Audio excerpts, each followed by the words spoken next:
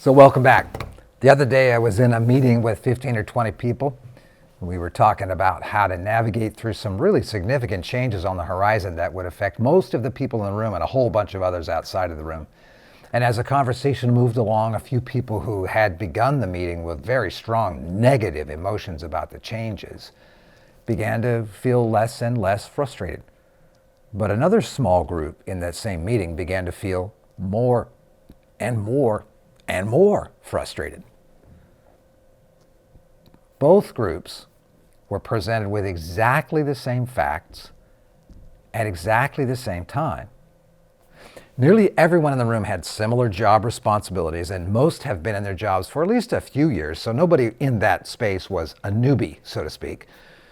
And I noticed that dynamic and was fascinated by it as the meeting went on, and I began to wonder this. Why, when presented with exactly the same facts, did some people feel less frustrated and others more frustrated? You're probably experienced at some version of this as well. You're a leader, you're a manager, you're a supervisor, somebody who's responsible for influencing others to do good and to be good at their work and in their life, and we need you. So when we see that dynamic, or when we experience it personally, what's up with that? So I've concluded that some of us believe our feelings and some of us don't. Some of us think that our feelings, especially the ones we associate with threat and fear, ones that signal a threat to our status, our certainty, our autonomy, our relationships, and our sense of fairness and justice, when those are there, we believe our feelings. We believe those things are actually being threatened. Others of us notice our feelings, label them as that, feelings, give it a name, and we do the work to get closer to reality. Facts, reality, put feelings in the right context. We don't believe everything we feel. Schwartz wrote a book called You Are Not Your Brain, and he calls some of our feelings deceptive brain messages. It's built upon the idea that our brain is an organ. The mind controls the brain, but most of us think we are our brains, and whatever signals or messages our brain gives us must be accurate. Ever been hungry? That's a message from the brain, but you discovered in reality you were just bored? Ever felt angry? That's a message from the brain, when in reality you were just sleep deprived? Have you ever felt ignored and insignificant? That's a message from the brain, when in reality you're just in an environment where you never speak up, and so people have not even had a chance to interact. Part of our growth as leaders and managers and supervisors and friends and parents, etc., occurs when we learn to not believe everything we feel. Schwartz teaches that we sometimes have deceptive brain messages. These are automatic and negative, and they are thoughts and they are urges and impulses that take you away from what you actually think is true, and even what your true goals are, such as, I'm not good enough, or I should have, or I'm afraid of failing.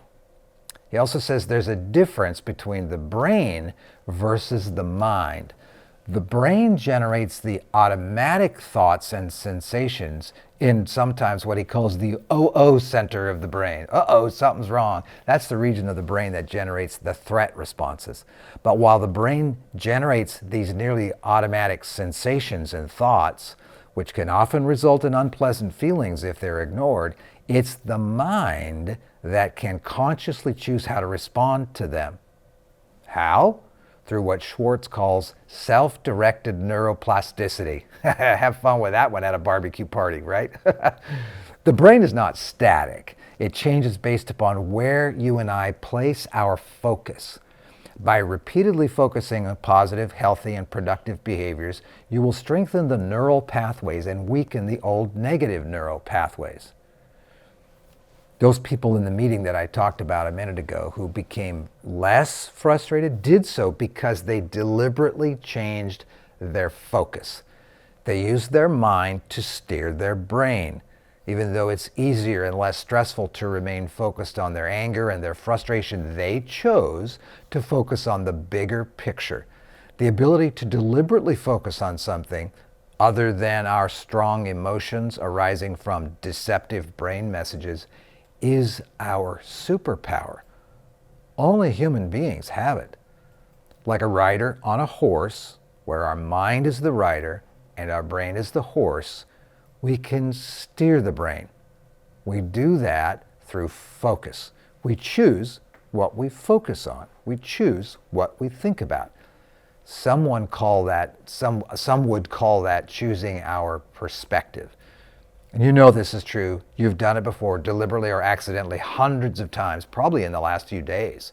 And the more we practice noticing the feelings and labeling them as just that, feelings, that regardless of their intensity are usually not accurate reflections of reality or even predictors of reality for that matter, then the better we get at this discipline.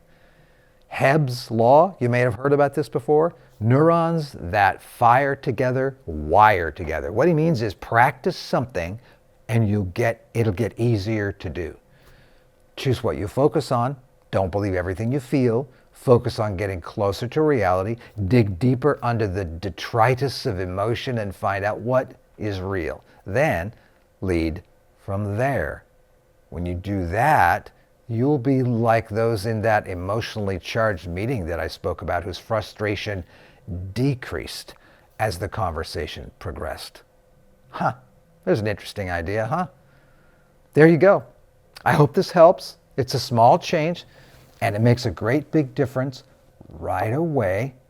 Leadership, good leadership, is hard. But don't make it harder than it needs to be by believing everything you feel. Bad leadership, on the other hand, is easy. Bad leaders believe everything they feel, and a lot of them believe everything other people feel. Think about it. Here's to you.